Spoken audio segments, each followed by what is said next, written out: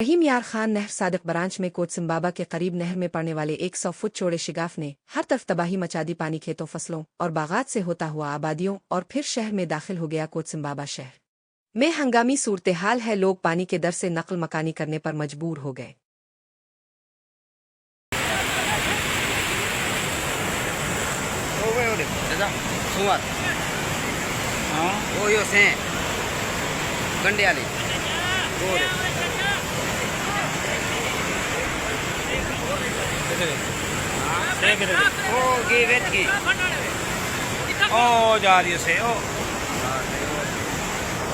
अस्सलामुअलैकुम वरहमतुल्लाहि वबरकातुहू। जैसे कि आप सब देख सकते हैं कि अब्बासिया नहर ज़िला रहीम यार खान में एक जगह पे टूटी है, तो उसका बहाव आप चेक करें। ये मेन रोड कराची रोड जो जिसे हम कहते हैं वो इस वक्त फुल लबालब पानी से भर चुकी है, और साथ के जो ज़ेरी ज़मीन है, जो जितना भी इलाका है वो सारा इसमें डूबता हुआ नज़र आ रहा है। आप देख सकते हैं पानी अपनी रफ्तार बढ़ाता जा रहा है, प्लस ये अब रिहायशी आबादी की तरफ अपना रुझान बढ़ा रहा है।